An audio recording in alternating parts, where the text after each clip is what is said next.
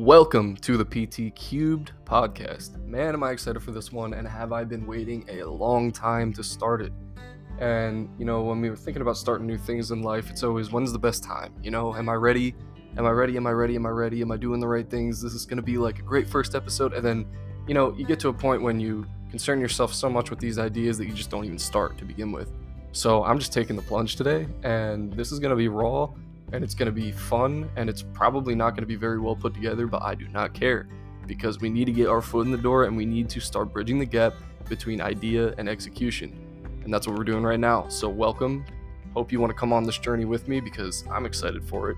And I'm really just here to help you guys, but along the way, maybe I'll help myself a little bit. And I feel like I'm already doing that today by making this first recording. So this is it. This is the real shit. This is PT Cubed. We're here. And you're here for the start of it. So welcome and thank you for being here.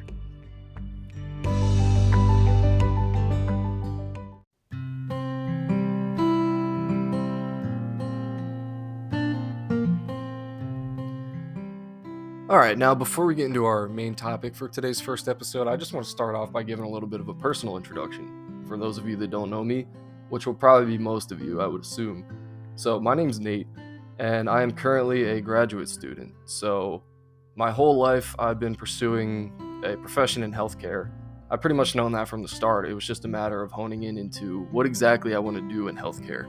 So I am in school for physical therapy, which is a 3-year graduate program, and I'm currently halfway done. So it's kind of crazy how fast time goes by. It's honestly kind of absurd.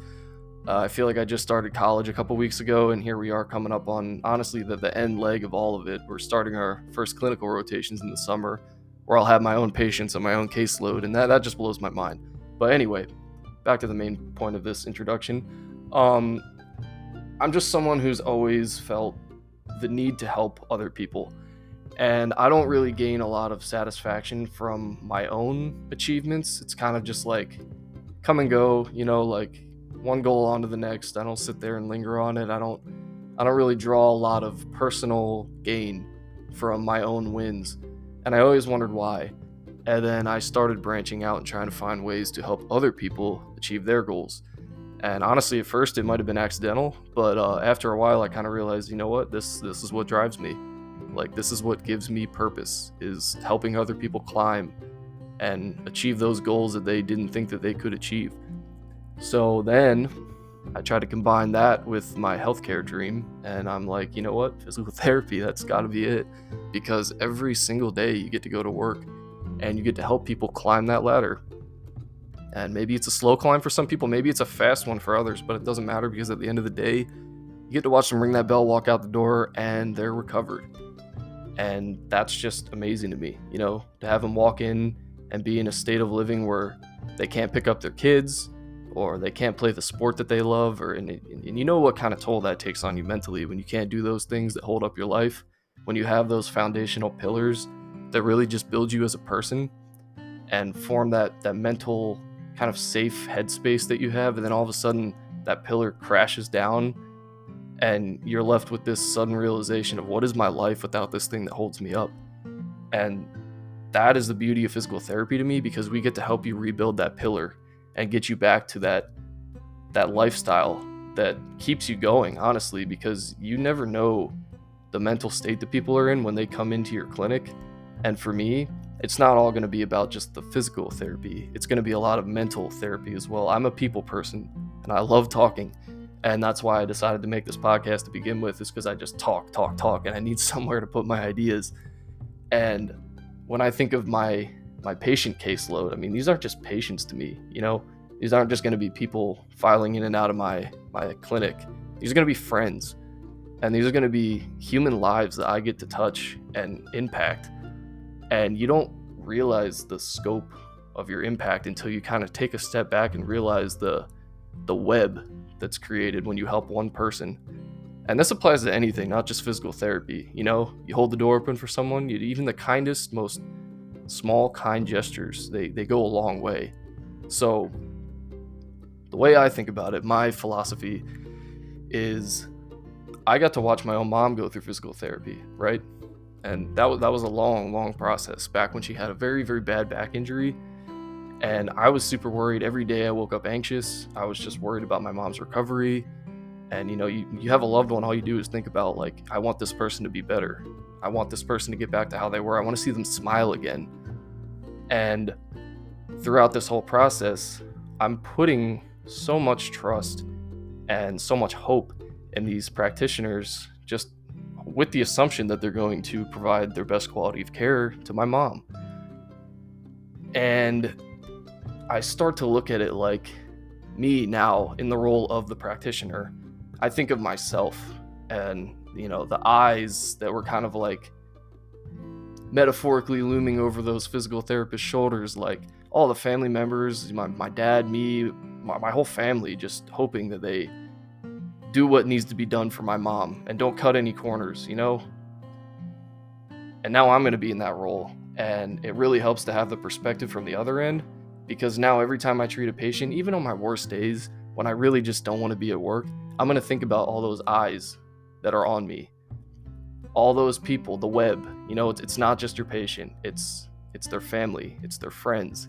It's everybody tied into their life. You're not just treating the patient. You're treating the lives of so many more beyond that. And that's what really gets me going about this career, because not only do I get a win with that single person, I get a win with everybody that's connected to that person. And my whole thing, really my purpose that I found to live at this point, is how many people can I impact in my life? And it's just going to be exponential with physical therapy. I mean, maybe I see 10 patients in a day, and each of those 10 patients have 50 loved ones. You can do the math on that one, but you work for a couple years, it's unreal the amount of lives you'll be able to impact. And that is my driving purpose. And I take that philosophy and I apply it to everything in my life. And that's why I do personal training. That's why I started this podcast. That's why it's called PT Cubed. We got personal training, physical therapy, podcast talks. Each one of those are a different pillar of my life, and they're very, very different things at the core.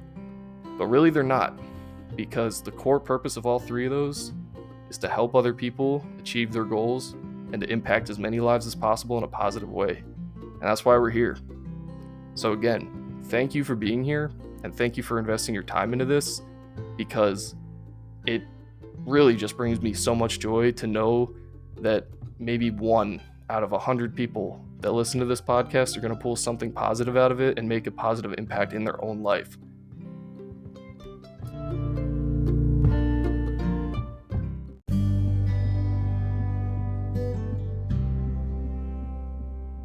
So now that you know a little bit about what drives me, what gets me going, as you could probably tell from that introduction, they got very carried away. That was not supposed to be that long, but that's okay. You're probably sitting here thinking, yeah, it's all great stuff, Nate. Really, really insightful, really inspiring. But I don't really give a shit about physical therapy, so why am I here? Good question. Fantastic question. This podcast is not a physical therapy only podcast. In fact, it'll honestly have a lot more to do with other stuff than physical therapy. I'm just going to tie in things that are important to me and things that are relevant in my life. So I know it's called PT Cubed, like 2 of the pillars are going to be physical therapy and personal training. But the main one I would call probably the middle pillar is going to be what this podcast talk is all about, which is it's really going to be mental health, philosophy, finding your reason, finding your purpose. And I'm not making a promise here that by listening to this, you're just going to suddenly become some enlightened, toad sage and, oh yes, thank God I listened to Nate's podcast. Now I know what to do with my life. Whew. Yeah, not promising that. I would hope for that. Maybe that'd be pretty freaking cool. But what I'm getting at here is there's going to be a lot of intertwining topics, but the core of everything here is that we're going to work on bridging the gap. And that's what today's episode is about. That's what I'm just going to title it Bridging the Gap. That's pretty good. Bridging the gap between idea and execution, because that is the foundation of everything. You're not going to make it very far in life in any aspect of your life if you can't bridge that gap between idea and execution. And it all comes back to commitment, because it's really easy to think about things and get excited about things and start daydreaming about goals when you're in that stage of, oh man, this is going to be awesome. Like a personal example, just recently I decided, you know what, this upcoming year I'm going to sign up for a Spartan race because I never run and I am starting to get worried about my cardiovascular health. So let's just do this. Let's just commit. I'm going to buy a ticket and it's going to force me to execute. And that's all great. That is a good method, like forcing things upon yourself.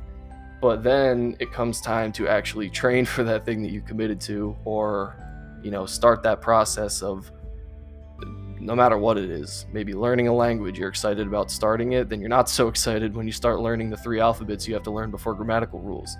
I'm learning Japanese, so that was a big hurdle. But you need to take that excitement that you had at the start and try to spread it, sprinkle it at least a little bit throughout the process, because things are not so grand and awesome once you actually start the process. And that's where people start falling off.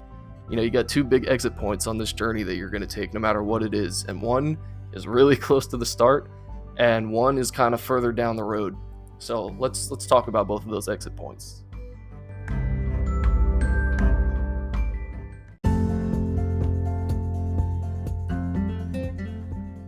So in order to talk about what we're going to call exit point number 1, we need to understand the difference between motivation and discipline and how significant it is that we have both of them and not just one, specifically not just motivation.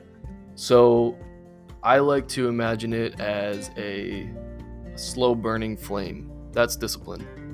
Whereas motivation, it's like the biggest fire you've ever seen, but it burns so fast that it's just gone in like 30 minutes. You get a crazy big bonfire, then boom, it's gone. Burn through all your wood.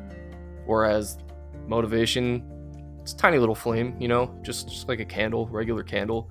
But that thing will burn for days, maybe weeks, maybe months, probably years, honestly, maybe your whole life.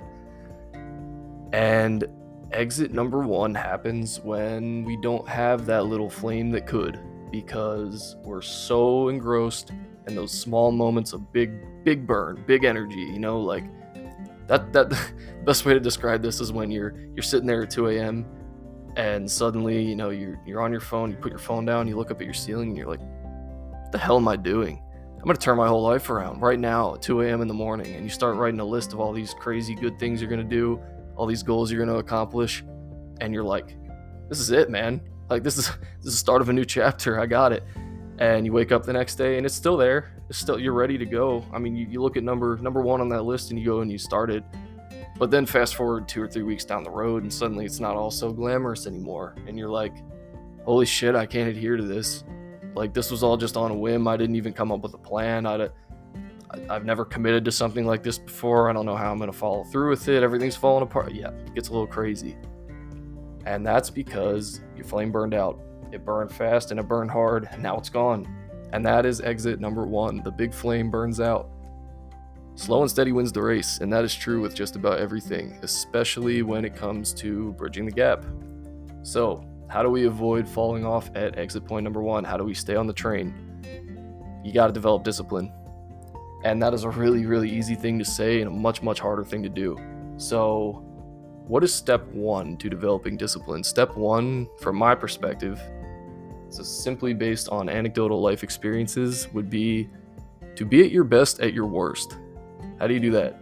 So when you wake up on the days, a couple weeks, couple months down the road from writing up your goals, deciding that you're going to commit to something, you are going to have days, many days, when you wake up and you simply have no interest in what you said you wanted to do anymore, because the last thing you want to do is go get up and run, or go get up and lift, or anything. I don't know. You took up a basket weaving class and then you got a paper cut. Now you don't want to basket weave. Well, too bad. God damn it. You signed up for that basket weaving class, so you're going to show up and you're going to basket weave. And for me, when I first started working out, it was super exciting. You show up at the gym, you're like, I'm doing this. I'm finally doing it. I'm finally committing. I'm going to be a better me. And then you realize a couple months down the road, like, I have no idea what the hell I'm doing. I'm just coming here and like moving shit. And that is still something. And that's what you have to realize, is that the small efforts are still something. You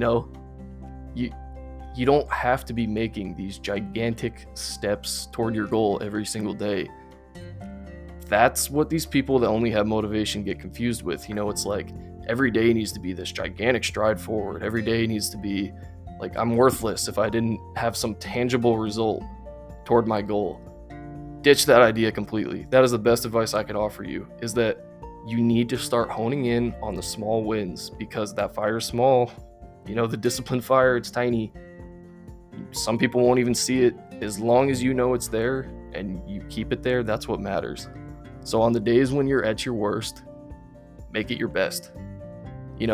Go and just defy every feeling inside you and be like, you know what? I'm going to go today, because guess what? That on the days when you feel great, it's going to be so freaking easy. The motivation and the discipline will be there, but on the days when the motivation's gone and the big fire burns out, you need that little flame to keep going. And the only way it's going to keep going is if you let it keep burning. So you have to show up on those days. So it doesn't matter what you're doing. Like for me, I got 3 things I'm working on right now. I work out, I'm learning Japanese, and I'm going to school. And some days, the Japanese fire is burning real bright, and the school fire is literally holding on for its life at the very end of the wick. And I have to remind myself when I'm in class, like, hey buddy, you are in school for physical therapy, not in school for Japanese. Turn off Duolingo and listen to your teacher. And that's just when motivation starts to burn really bright in some aspects of your life, but you can't let it burn too bright, because then you start forgetting about your important responsibilities. But the point of this is, on those days when you really don't care, just come up with some way to care. You don't want to go to the gym? Well, remember that night when you started envisioning yourself 10 years from now? You're not going to get there if you decide every other day that, you know what, no, not today, tomorrow's good. You're just not. Because in order to develop commitment, and many studies have shown this, in order to develop habits, you need to consistently do the same thing until it becomes a habit, a program. You don't think about it anymore. And I can attest to this with everything that I've done. Once you go a couple months down the road of those small wins every single day, it's just second nature. People say that to you all the time, but it really is true. And it's hard to see that when you're in the moment, but retrospectively, you don't even realize that it happens. But you start doing these things, you adhere to your routine, you show up on your bad days, and then suddenly you look back and you're like, whoa, this is just my routine now. Like, I just wake up and go. Or, school's over, okay, I'm going to the gym. Like, it doesn't matter if it's 6 p.m., I'm going. That's just what I do, that's me. And you're going to get there. I promise you, you're going to get there. If you think you're not, you are. But the only way you are is if you keep burning. You got to keep burning. So the main lesson from this is that you need to make the efforts on the worst days. Keep the fire burning. No big fast burns, slow burn. Slow burn. No exit number 1, slow burn.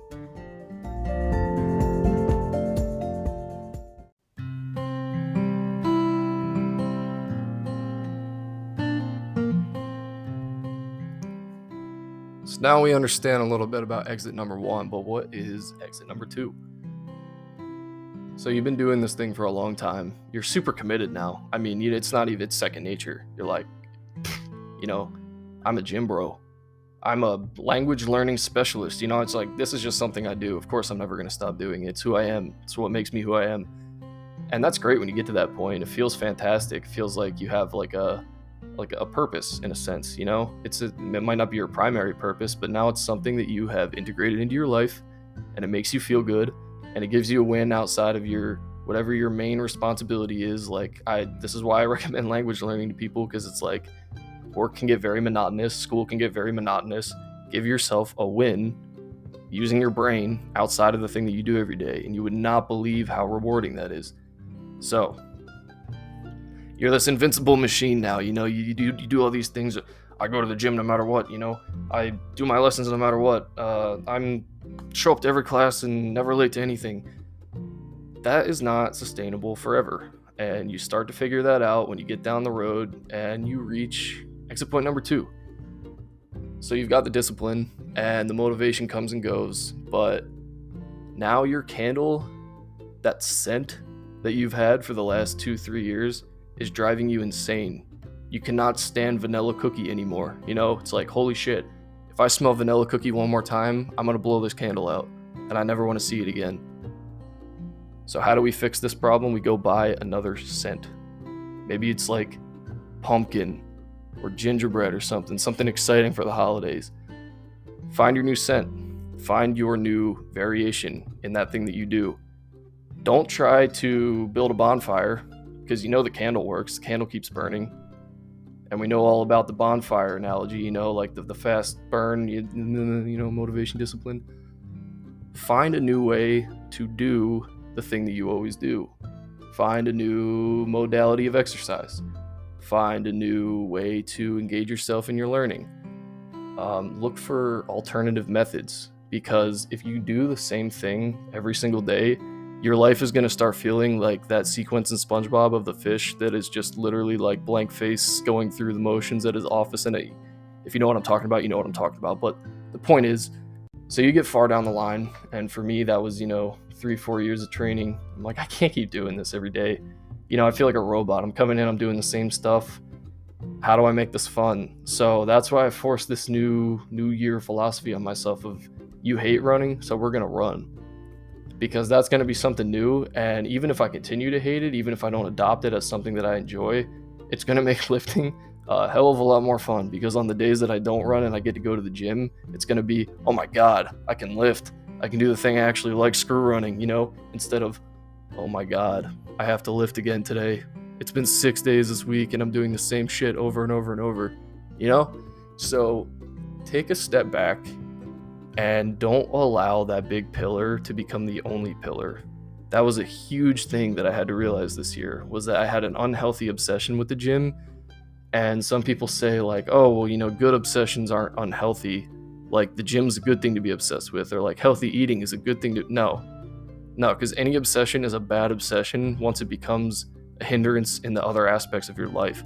And for me, I was basing my entire day's schedule off of, can I get to the gym? I would cancel plans if I couldn't make it. I would not hang out with my friends, not do my homework when I was supposed to be doing my homework. I would completely just ditch study time to make sure that I could work out that night, because I was so caught up in the end goal with this delusion of like, I have to make these big steps every single day. I have to PR every week. I have to show up. I have to be the best me every single day, and that's just not realistic. And those foundational pillars of my life, they all crumbled. I played guitar all the time. That made me happy. I stopped. I didn't have time for it anymore because I didn't allow the time for it. I barely kept up with my language learning.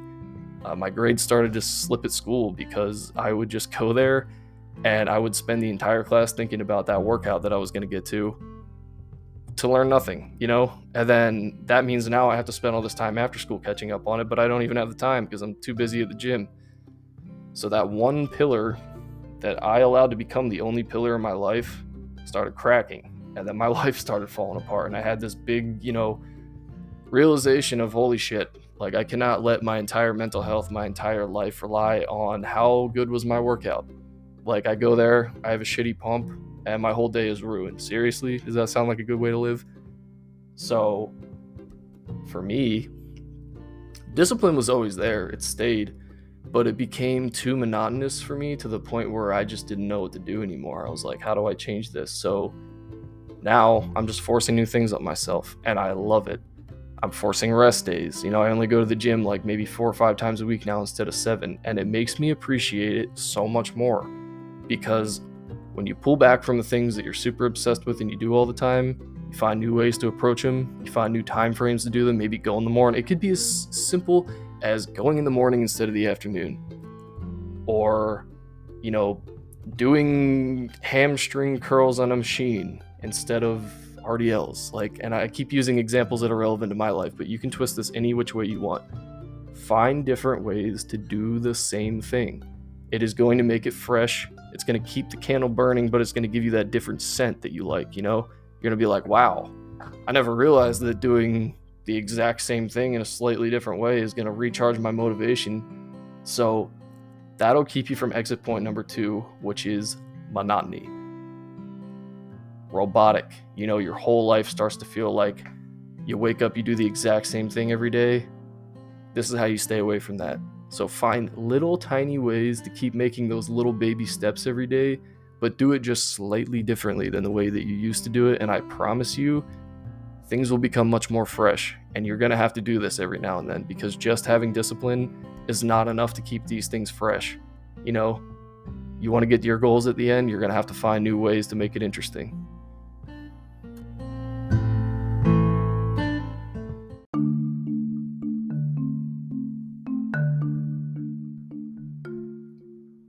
So I've given you guys a lot of what's and a lot of whys, but let's talk about the how, because that's really what's important here. When we talk about bridging the gap and we ask the question of how do we bridge the gap, it's really easy to talk about these things conceptually, and it's a lot harder to actually put them into action.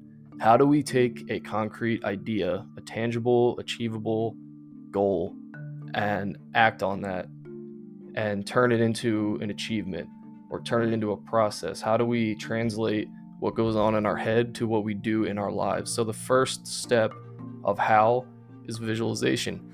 And you'll hear this a lot, and you probably think about it and you're like, okay, like, yeah, whatever, like fantasize yourself doing the things you want to do. Like, I get it. Yeah. You can't skip this step. It has been unreal how important this step has been for me. When you are able to take yourself and imagine yourself where you want to be, and really just, I mean fantasize, like you need to like fantasize your life. You need to turn it into like you're the protagonist of the story, turn everything into just overwhelming optimism of like, I am that guy, you know, or that girl, you are that girl, you are that guy. And you need to genuinely believe that, because if you can create the scenario in your head and visualize yourself achieving all these goals, that's the first step to actually getting there, because you got to believe that you can do it. If you just make all these goals, but you know, deep down, you know, oh, I can't really get there, but like, let's just pretend that we can. That's, you know, that's not going to get you anywhere. Keep pretending. If you have to pretend, keep pretending. Don't give up on it, because honestly, fake it till you make it, man. I mean, that has been my motto for like the last year. When this year started, when 2023 started, again, I'm going to use anecdotal experiences here because I feel like they really get the lesson across. I have never really thought of myself as a reliable person. And that's a big personal struggle that I've had for a long time, is that, you know, I'm very self-centered in the sense of, if I don't want to do something, I'm just not going to do it.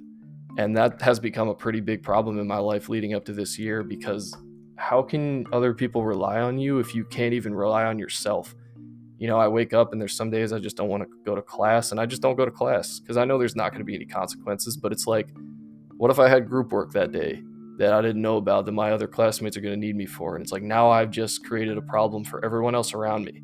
And it's not just not showing up to class. You know, there's a lot of stuff that I could get into with this, but one of my main goals, one of my main problems with myself that I wanted to work on was to become a more reliable person. So first, it was visualization. How do I make myself a more reliable person? Let's start asking the important questions. So what are the actual things that I'm doing that make me think I'm not a reliable person? Well, not showing up, making excuses on my bad days. That was usually the number one reason. You know, I am not reliable because I do not commit to things because I'm not feeling good that day.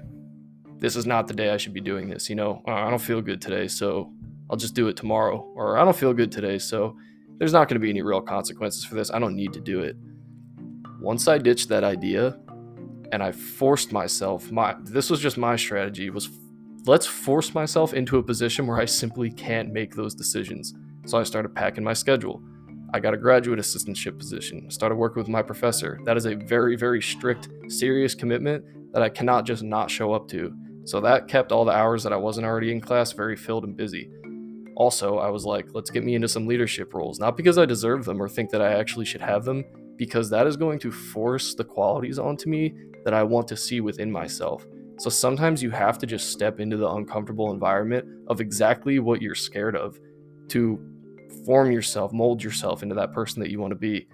So I took up some leadership positions. I became vice president of my physical therapy association, not because I wanted to have some, you know, authority or position or anything. It was simply to address a problem that I was having in my life, while also understanding that I could use that position to help my other classmates and advocate for my program. And it turned out to be the perfect thing for me, because it forced responsibility on me. It forced a spotlight onto me where I had to be a role model for other people. And it really just made me exactly the kind of person that I was looking to be. Because when you put yourself in roles that require qualities out of you that you don't feel you currently have, you have no choice but to build them up. Otherwise, you're going to fail everyone around you. And knowing myself and knowing my personality type, I was like, this is either going to crash and burn and be the stupidest thing I've ever done, and I'm going to make a fool of myself, or this is going to be the perfect solution to my problem. And it was the perfect solution to my problem, because I've told you all already in my introduction, I am so into serving other people. I want to be there for other people. I gain so much satisfaction from helping other people. So my biggest hindrance was that failure to commit, that failure to show up on the days that weren't great, because I have to help people on every day, even when they're not great. Like, what am I going to do? Not show up to work, not show up for my patients just because I feel like shit that morning? No, there's no excuses for that kind of behavior. So this helped me make those actions that I was having trouble with concrete. I put myself in a very uncomfortable environment at first. I forced myself to speak in front of people. I forced myself to be kind of like a face of my program, someone who advocated for everybody else. And when you're in that role where you are responsible for everyone else, or you're responsible for communicating information to everyone else, you have to be that guy. Like, you have to show up. There's no choice. And I kind of noticed it throughout the year. More and more, it just became like this is just something we do, in the same way that's how the gym was for me. This is something we do now. These are just qualities that I have because they were forced upon me. And it seems maybe extreme a little bit, but it works. I'm telling you, it works. So fake it until you make it. It gets shit on like it's some, like a bad thing to be faking. No, like that is a very, very reasonable way to go about your life. I wanted to start a fitness account because I wanted to have a collection of, almost like a diary of my progress. But I had this huge mental barrier of like setting up my phone in the gym and recording, or speaking my mind on the internet and presenting my content in a way that was unique to me, that kept it like myself, like I didn't want to just like figure out the algorithm and then just start posting what everyone else is posting. No, like I want my ideas to be authentic and original. And I had this huge barrier of, oh, well, I don't want to be judged for this. And like, what are my friends going to think of this? And, like just stupid mental barriers of why should I care? Like, why should I care what anyone else is going to think? Because I'm doing this for me. Like, you should be real. You should be authentic. You should do this for you. So I bought a tripod. Just as soon as I started thinking these things, I'm like, well, I'm going to buy a tripod. And then if I don't use it, I just wasted $30. So I started using it. And that's how I started my fitness account like 2 years ago. And this has pretty much consistently been my method of getting myself to start things. I kept telling myself, you need to run. You should start running. Well, I'm not going to freaking do that. If I have the choice to wake up and not run, I'm going to wake up and not run. So I went online and I bought a pretty expensive Spartan race ticket. And now if I do not train and I do not run every week, I just wasted like $200. So this is my advice to you on the how aspect. Put yourself in uncomfortable situations. Force qualities onto yourself. You're not just going to magically wake up and start changing as a person. You need to experience things that are going to mold you into that person that you want to be. And like I said, insanity is doing the same thing over and over and over, expecting a different result. And monotony is what gets you to that exit too. So if you think that you're going to get where you need to get by doing the same thing every day and expecting a different result, or you're going to become a different person, and everyone right now is writing up their goals for 2024, I can't wait to hear all the new year, new me. That is a great philosophy to have, because you should want to strive to be a better person, a more developed person. But new year, new me, like ditch that. New day, new me. You can be new you whenever you want to be. It is a matter of bridging the gap. The reason why we see such an influx into the gym in January, you got your army of new gym goers that come in on the first day of the year, and then all of a sudden 2 weeks later, hey, where'd they all go? They didn't bridge the gap. They got the idea, they put it on paper, and they didn't change anything about what they were doing with their lives. They just simply added in a new variable. And you can't get on doing it that way. You have to find new ways to do things. And that is the core of bridging the gap. If you want to fundamentally change yourself, you have to fundamentally change the way that you live your life. Start forcing things on yourself. You're going to thank yourself for it. It's going to be very uncomfortable at first. It's going to be weird. It's going to feel weird. Like, I wanted to do this podcast so bad, and honestly, I feel great. Like, talking right now, it all feels very natural, and I'm so glad I'm finally doing it. But it took me weeks of sitting there and arguing with myself over, like, oh, what are people going to think of this? And is anyone even going to watch it? And, well, you don't even know how to edit. You don't have a computer to edit. You don't know how to make it. Doesn't matter. Just do it. Just find a way to do it. So I went on Instagram and I started talking to myself like an idiot on my story. And as soon as I did it like twice, I was like, dude, this is easy. Go do it on a microphone. You don't even have to have your face in it. Go talk to people. You love this. This is what you do. So here I am. And look at that. We're already pretty much done episode number 1. And that's how easy it was. I just had to make myself uncomfortable and go pull the trigger. I sat there for like 3 hours this afternoon. Like, you should start it, man. You should start it today. Your brother's not here. Go use his recording stuff. That's why it sounds so good, by the way. This is not my phone. This is my brother's like little bedroom studio. He doesn't know I'm using it. Don't tell him. But yeah, point is, I did something new. I fundamentally changed the way that I do things, and now here we are doing something new. And now these are going to be coming, man. There's going to be new episodes. I'm going to be trying to do this on like a weekly, maybe bi-weekly basis. And it wouldn't have happened if I didn't start today. So take that energy and apply it to everything in your life. Forget exit 1, you develop the discipline, but then forget exit 2 also, because you're going to find new ways to do things. You're going to find ways to keep it fresh. You're going to bridge the gap. That's what this is all about.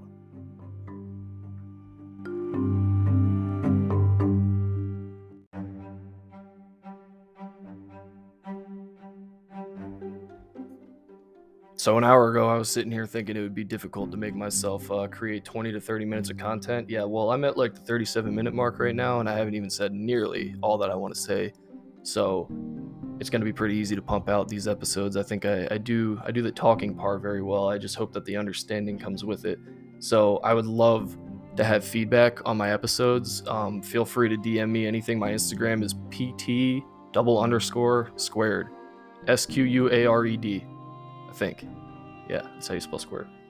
So yeah, I am totally open to feedback, criticism, anything. I want recommendations. I want to know what you guys want to hear. Of course, I have a layout for topics that I already want to cover, but I'm going to try to add a segment, at least 5 minutes, where I address some questions, any topics that people want to hear about, maybe like specific questions to your life. You can stay totally anonymous. You can tell me your name. It doesn't matter.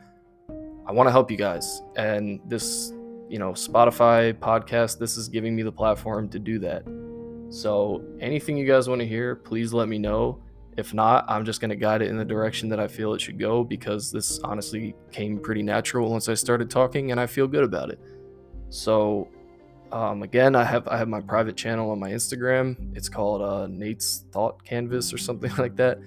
Feel free to join that as well, because honestly, I'm kind of glad I did that. I've been checking it out, and it gave me a lot of ideas for today's topic. I think that I'm going to start using that as a foundation for a lot of the topics that I bring to the podcast, because it really helps to just spark ideas through, these random moments when I hop on there and start talking about what I'm thinking about. So yeah, once again, thank you guys so much for tuning in. If you stayed this long, honestly, wow, like, that's crazy that you listen to me talk for this long. But yeah, it's good stuff, man. This is all really good. Episode 2, TBD. Don't know what my schedule is going to look like here, but I'm just really, really glad, really excited to finally have punched one out.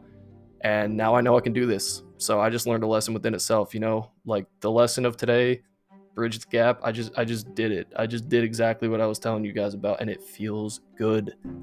It feels very good. So start doing it, because it's going to change your life. I promise you. So yeah, that's all I got for today. This is PT Cubed. This is what it's all about. If you want any idea of what these episodes are going to be like, just listen to this one. This is what I love doing, and I'm really glad to be doing it. So good morning, good afternoon, good night. Have a great day. Doesn't matter when you're watching this. Have a great night. And thank you guys for looking for new reasons to make your life better, because that's what life is all about.